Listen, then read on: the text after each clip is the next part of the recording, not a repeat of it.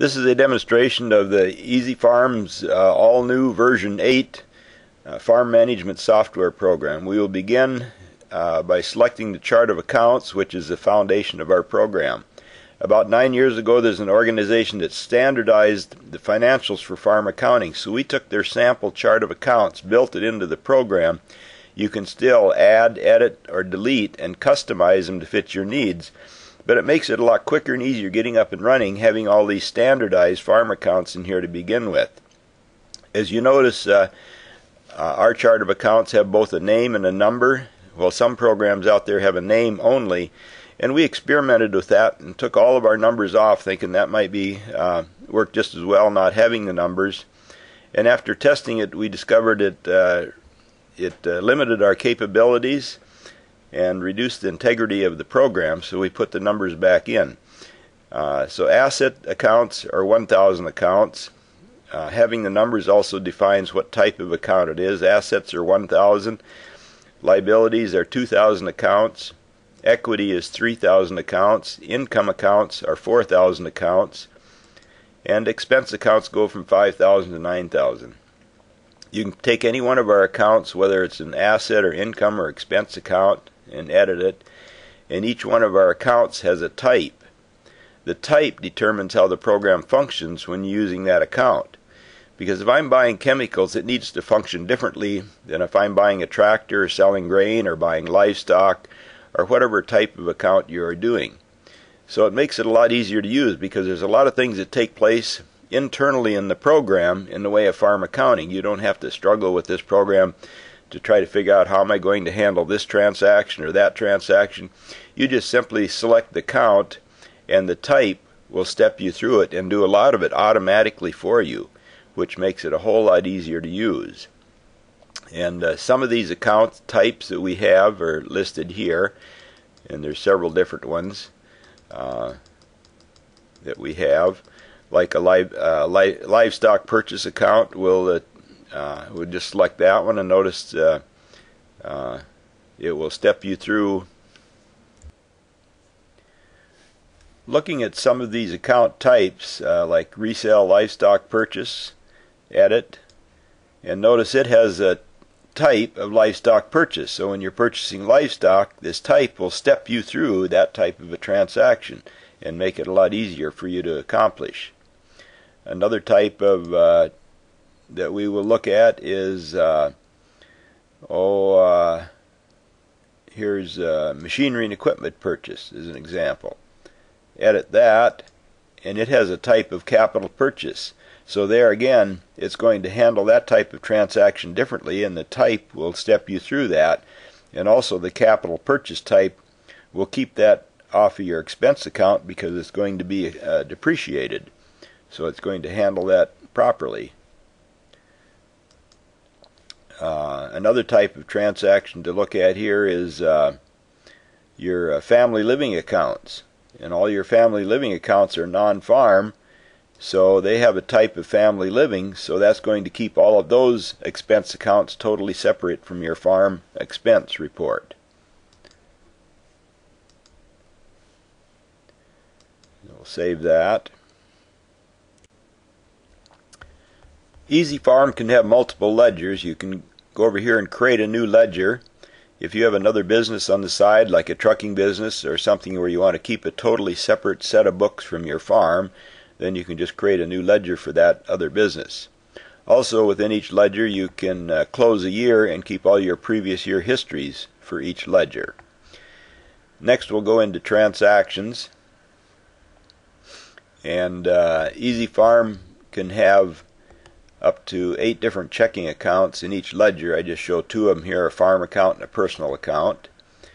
And in your check register, you can shows your transaction numbers, and you can sort those in numerical order. You can sort by date order.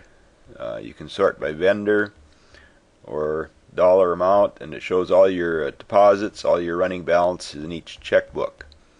We'll just go back to date order. And across the top here, this box will let you access your checking account online. Here you can reconcile your checkbook to the bank. So over here you can just click off the checks that have cleared the bank and then reconcile it. And over here you can print checks. You can, on this side, you can click on and mark the checks that you want to print. So if you want to print a couple of checks, you can put a check mark on them and then go over and print checks. Then you can delete and void, or the find button lets you search for a vendor. Down here you can do a check, deposit, or withdrawal. So if you want to write a check, you can just click on new and it puts a whole new check on the screen. It takes your last check number, which is 1165, and adds one to it, automatically increments the check number. You can change the date. You can open up a calendar and pick off a different date. And then you come over to the vendor, and it has what we call easy fill. You can type in like C and it goes to Cast Clay, O, Computer Store, N, Conoco. Or you can open up a pick list and scroll up and down through that pick list and pick off a different account. And then tab over to your dollar amount. So from the dollar amount, we can tab down and put in a memo if you want a memo on the check, or you can tab down to the account window, and here you can select the expense account that you want to post to that check. So I can type in like PI, pick up gas, or you can open up a pick list of all your expense accounts and scroll up and down and pick off a different account. Let's say we only wanted $100 of that to go into gas, and we can go over to the quantity, and here we can put in the quantity. We can use that for gallons, BTUs, bushels, kilowatt hours, anything you want to track a quantity on. So we'll save that, and it reduced that $100 from the amount of the check. So this is how you do a split transaction. So we'll add another one, and I'll put in TR, Tractor and Machinery Repairs, and let's say we wanted $500 to go to repairs on the combine. So with cost centers you can do equipment costing, so we'll pick off the combine, and in the memo you can put a description of the repair, so at the end of the year you can get your total cost on the combine and a description of the repair. You can also use this cost center for like tracking feedlots, inflows and outflows of a feedlot, or for doing enterprise if you have a dairy enterprise, or a honeybee business where you're selling honey and you want to get a P&L at the end of the year of your honey enterprise. This cost center is also useful if you're building a new building and you want to track all your costs that go into that new building. So we'll just save that, and now I have $54 remaining, so we'll do one more split to this check and put in something that's non-farm like clothing. And because that has a type of family living, even though it's entered with my farm expenses, it's going to be totally separated from my farm expenses. And now my amount remaining is at 0. That means the total of my splits equal the amount of the check, so I'm in balance. And then you can go to reports and get your total gas and gallon, your total machine repairs, or you can look up the combine and get individual repairs on each piece of equipment. And my non-farm is clothing is non-farm and is going to be kept totally separate from my farm expenses. We'll save that, and it'll take that check and post it to my check register up above. Another type of transaction on the farm, let's say I have to send out a 1099 at the end of the year, and I'm writing a check to Bill Hansen, and I've attached the dollar amount and the land rent to his name, and I've also attached the land rent expense account to his name. The only other thing I have to do is edit that, and I can come down to my 1099 pick list and flag it for the rent type. So now all I have to do at the end of the year is go into reports and come down to tax reports, and here's where you can print your 1099s and also print the Schedule F. And if you have payroll, you can also print the W-2s, 941s, and 943s. Another type of transaction on the farm, if I'm writing a check to, say, REC for my Rural Electric Co-op electricity bill for $100. So what I've done here is attach my farm electricity at 70%, non-farm at 30%, and you can set that to 80, 20, 60, 40, or whatever percent you want. But let's say this month I'm drying grain, so I want a larger dollar amount or percentage to go to the farm, so I can come over and change this to 90%, and save that, and it automatically switches 10% to the non-farm. Well, one nice feature of this program is you can put all your crops and all your livestock on inventory. When you sell it, you can reduce your inventory. So let's do a deposit and click on New, and let's say I sold some livestock to Farmers Livestock for $2,500, and we'll tab down to the amount, and here I sold some beef calves, so we'll put in beef calf sales account, and let's say I actually sold 2,600. So when we save that, we have 100 remaining that I want to expense. So we'll put in miscellaneous beef expense for $100, and you could put that into trucking. Save that. So now my amount remaining is at zero. I sold $2,600, expensed $100, deposited $2,500, and save that. And if you remember when we were talking about account types, this beef calf sales account has a type of livestock, so it puts a livestock tab up here. Now if I was selling a crop like corn or wheat, it would put a crop tab up here because it has to be handled differently. So now I can click on this livestock tab, and I want to reduce my livestock inventory, so I can select my beef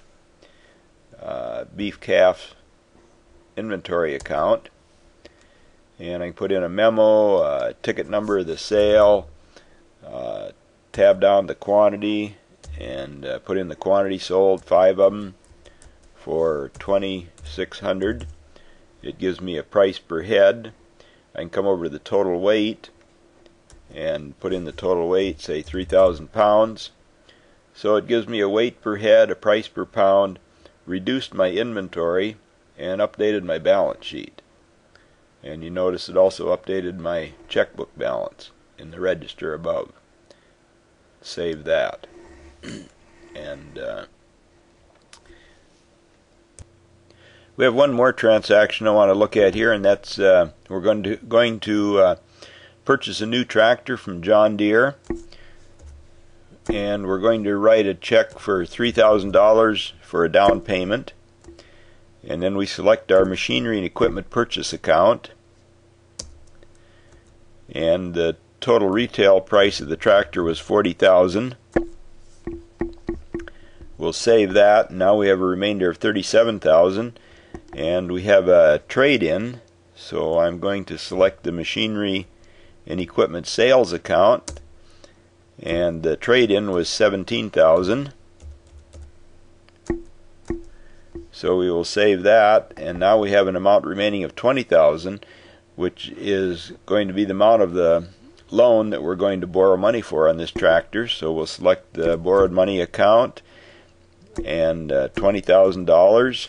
Save that, and now my amount remaining is at zero, and it automatically opens up the liability account, so I can select my tractor loan that I'm going to apply the $20,000 to, and I save that, and then I save this transaction, and it puts the $3,000 into my check register. And because this machinery and equipment purchase is a capital purchase type of account, I want to put that tractor on inventory, so I select the capital purchase account and add, and then I will come down and select tractor loan here at 14. There's one in 1430, so we'll put that tractor on inventory of $40,000 in my asset account,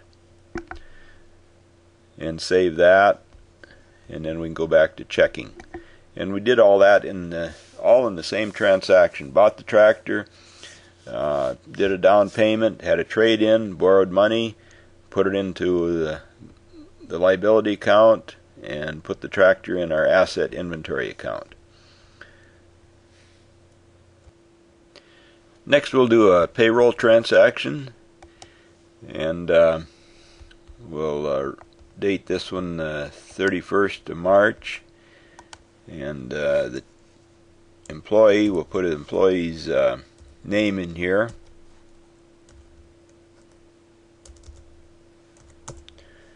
which is John Doe,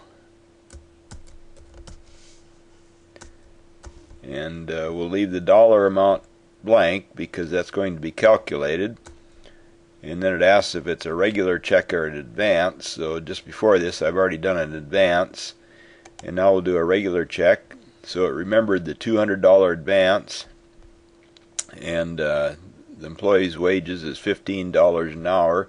However, you can come over here to this button and update the employee's wage. So if I want to give him a raise of $16 an hour, it'll let you do that. And this is your percentages of FICA and Medicare, and a place for the Social Security number and exemptions, the address, so it goes on the W-2. Save that. So our total hours worked, here's where you can put in the total hours worked. He worked 85 hours and 5 hours overtime. So all the deductions are taken care of automatically, and the gross wages are $14.80, and the deductions, and it calculates the net check of $1,063.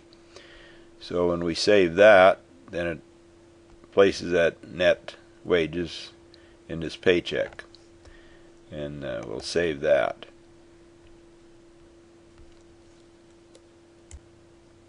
Next we'll do borrowed money, and I'm going to borrow it from Farm Credit Services for $75,000, and we come down below and we just type BO for borrowed money and save that, and then it opens up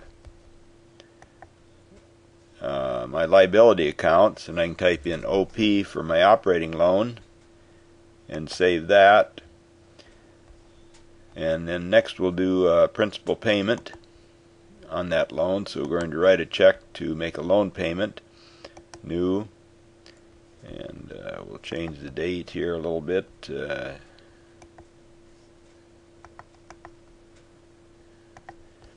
And we made the loan payment to Farm Credit Services for $10,000.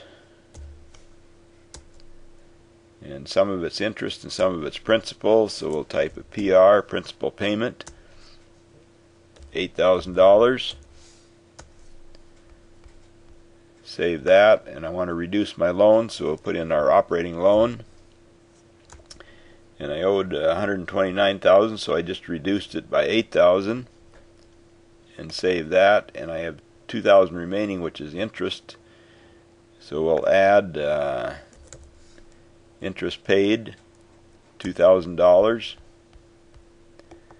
and save that, and then it opens up my liability account, and I want it to be associated with the operating loan, so we'll save that.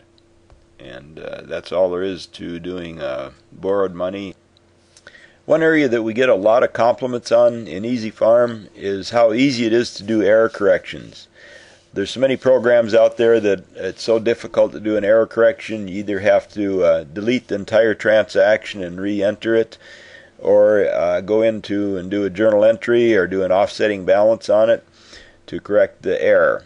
Well, in EasyFarm, all you have to do is find the transaction in your register that was in error, like transaction number 1166. Double click on it. It opens up the transaction for editing down below. Here you can change anything in the transaction and resave it. For instance, let's say this check here was supposed to be $654.66. So we'll change it, and then notice our amount remaining is 66 cents. And this clothing account was also supposed to be, so we'll just click on that and edit it, and that also was supposed to be $54.66. And resave that, and now notice our amount remaining is at 0, so we're in balance. The total of our splits equal the amount of the check. And then we resave the entire transaction, and it puts it in the register up above, and it's corrected. So that's how easy it is to do an error correction. You just open it up, edit it, change it, and save it, and that's all there is to do in an error correction. Very easy. We get a lot of compliments on our reports. Transaction register reports is basically your check, like your check register shown here. Report by count. That's where you can filter out a single account. You could come down to income or expense account and say you want to look up just your chemical. You can put a check mark on that. Or you can select all and it puts a check mark on all of them and generate a report. You also have the option of filtering it out by a certain vendor if you want to look up everything you bought at Cenex or by a certain vendor. And this is your report, so you can scroll up and down through your report and look at your different expense accounts. You can also zoom in.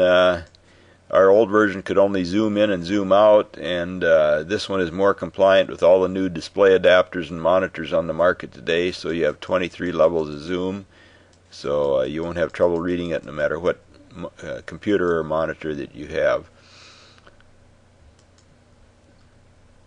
We also have report by group accounts, income and expense reports. And here we have two checking accounts, a personal account and a farm account. And inevitably you're going to be writing farm expenses out of the personal account and personal out of the farm account. That just happens. But in this program it really doesn't matter, because you can select just the farm and it's going to filter out just your farm income and just your farm expenses out of those two checkbooks. We'll do a monthly statement, or a statement here. And here's all my farm income and all my farm expenses from those two checking accounts. Also, you can get a month-to-date, year-to-date report, or you can look at it monthly. And it shows you what you did each month out of the year.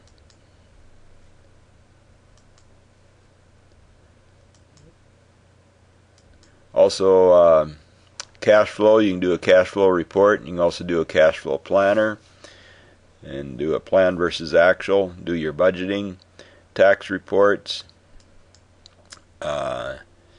Here we can do we can print W-2s, 941s, 943s for payroll, and you can do a Schedule F or a detailed Schedule F, and also this is where you print your 1099s.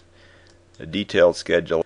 Let's do a detailed Schedule F and generate the report, and we need to select the checkbook. And here's your Schedule F line items, showing you what the dollar amounts and a detailed listing of everything for each line item on your Schedule F.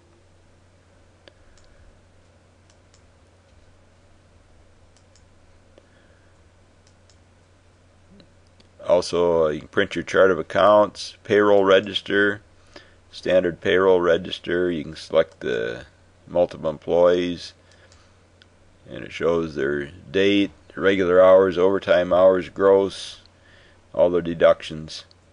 Standard payroll register.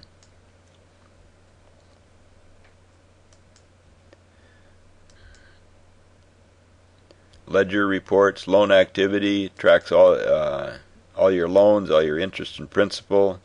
So you could select operating loan or tractor loan, generate the report, and here's all your principal amount, interest paid, interest accrued, borrowed money, and on each one of your loans.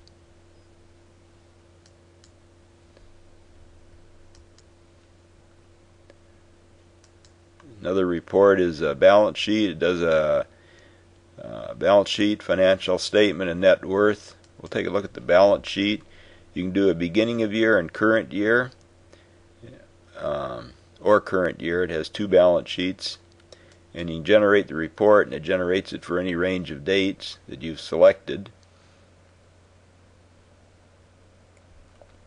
Gives you a complete balance sheet showing all your current assets, all your quantities of grain in the bin, cost and market value, all of your livestock, quantities of livestock, cost and market value.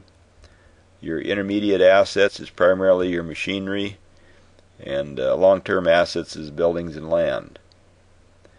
We can go to the next page, and that will show your current, intermediate, and long-term liabilities.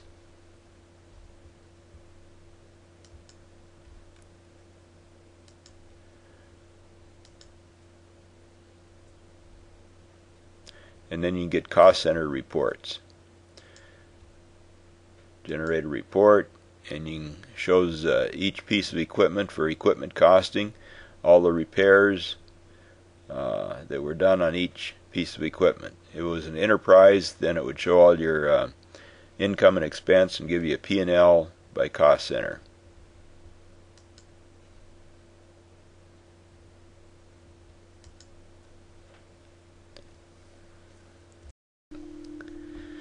What we have showed you so far is included in the Lite and Plus. All three of these, the Lite, Plus, and Pro, include your farm accounting, check writing, inventory, crop, livestock, or dairy production and sales.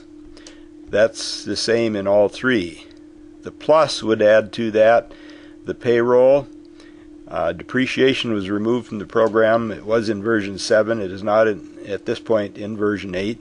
However, we have replaced that with cost centers, and we have enterprising and FinPack export utility in the Plus. And the Pro would include all that, including the crop and field manager. So we haven't showed you the crop and field manager at this point, so we'll take a look at that and give you a brief idea how that works. We'll go to modules and come down to crop and field manager.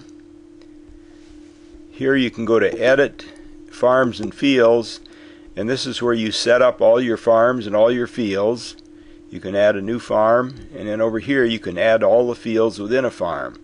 If you would like to add a new field, you could put in the legal description, the field ID, tillage, FSA, landlord, field acres, crop acres, irrigation, insurance, own, share rent, cash rent, single or double crop, or pasture. And here you can set up your pastures and include and calculate the AUMs per month on each pasture. The only required inputs here is a field ID and the crop acres. Everything blue is a required field. The rest of them are not required. So once you have all your farms and fields set up, then the only other thing for getting set up is to go to edit and pick lists, and a lot of them already come set up. Crops, it includes all the different crops that are available, and you can add, edit, and delete and customize them to fit your needs. So you can have it delete all the ones that you know you're never going to raise and just have the crops that you raise on that pick list. The purpose of this pick list is to save you a lot of time in typing. There's very little typing involved. Everything is picked off a pick list. It makes it very fast for entering your data and doing your activity on your crop and field records. These pick lists include crop types, planting practice, seed treatments. You can enter all your fertilizers, application methods. It comes preset with all the known weeds, herbicides, insects, diseases, insecticide diseases, crops conditions, crop stages. You can come over here and tailor it to fit your farm operation by putting in all your tractors, all your pull equipment, the names of the operators that operate your equipment, elevators that you sell grain to, and tailor it to fit your farm. But this is a tremendous advantage in entering data, and especially taking a PDA out in the field and putting it in a handheld. There's very little typing involved. You can just pick everything off the list. About the only typing that would be needed is to put in quantities or dollar amounts. Then after you have that set up, you can begin entering your data. You can select a farm, you can select a single field or multiple fields and do your seed planting, seed treatment, fertilizer application, fertilizer batch, herbicide, insecticide, fungicide, tank mix. You can set up a recipe of chemicals in a tank mix. Field work, custom work, scouting, soil test, and crop production is where you can put in your harvest records. And this is your input screens. And then for reports, you can get crop planning, production, sales reports, field work reports, chemical reports, fertilizer, soil test reports, acreage, scouting reports, 5-year comparisons, complete crop and field analysis, and you can get that report by farm or by field or by crop, and then a landlord report. In tools, you can have a calculator, or you can calculate bend volumes or metric conversions. Bend volumes, you can put in whether it's square, round, conical pile, triangular pile, length, width, height, subtract the drying tube, put in dockage, select which crop it is you have in the bend, and it will calculate the total cubic feet, gross bushels, and net bushels in the bin. So that pretty much concludes a brief overview of the Crop and Field Manager. In the next couple of weeks here, we will be adding the program into a handheld computer where you'll be able to take that out into the field and enter your data and then bring it back in and import it into your desktop.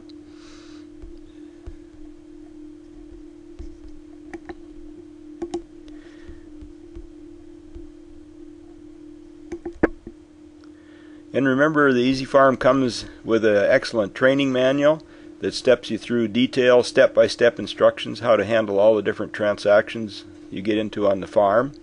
And also remember that it comes with a 90-day money-back guarantee and a 1-800 number for free tech support. And our tech support is available from November 1st till April 15th. You also can call on evenings and weekends. That tech reps take turns rotating our 800 number to a cell phone, so you can have support on evenings and weekends. And remember the 90-day money-back guarantee, so you can try the program for 90 days. If you're not satisfied, return it for a full refund.